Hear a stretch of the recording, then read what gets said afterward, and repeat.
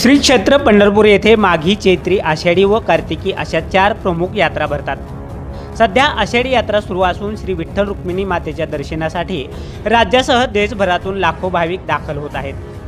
भाविकांची वाढती संख्या लक्षात घेऊन श्रींचा प्रसाद म्हणून मंदिर समितीमार्फत बुंदी व राजगिरा लाडू प्रसाद मुबलक प्रमाणामध्ये उपलब्ध करून देण्यात येणार असल्याची माहिती श्री विठ्ठल रुक्मिणी मंदिर समितीचे कार्यकारी अधिकारी राजेंद्र शेळके यांनी दिले।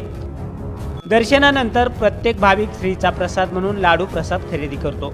ही बाब लक्षात घेऊन मंदिर समितीनं 11 लाख बुंदी लाडू प्रसाद व 75,000 राजगिरा लाडू प्रसाद उपलब्ध ठेवण्याचं नियोजन केलंय। यामध्ये बुंदी लाडू प्रसादाची निर्मिती मंदिर समितीमार्फत करण्यात येत असून राजगिरा लाडू प्रसाद आउटसोर्सिंग पद्धतीने खरेदी करण्यात येत आहे।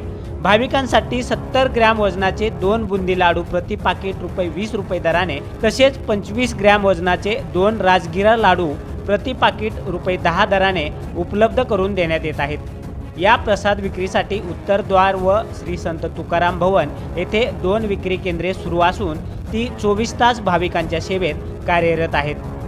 बुंदी लाडू प्रसादाची निर्मिती MTDC भक्तनिवास येथील लाडू उत्पादन केंद्रात हरभरा डाळ, साखर, शेंगदाणा, डबल रिफाइंड तेल, काजू, बेदाणे, वेलची आदी दर्जेदार साहित्याचा वापर करून केली जात आहे।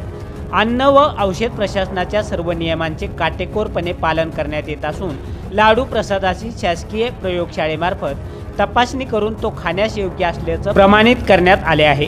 बुंदी व राजगिरा लाडू प्रसाद व्यवस्थेची जबाबदारी अनुभवी विभाग प्रमुख संजय कोकेळ यांच्याकडे सोपवण्यात आले असून सुमारे 110 कर्मचारी व स्वयंसेवक 24 तास भाविकांच्या सेवेसाठी कार्यरत आहेत, अशी माहिती व्यवस्थापक प्रवीण कुमार घम यांनी दिली।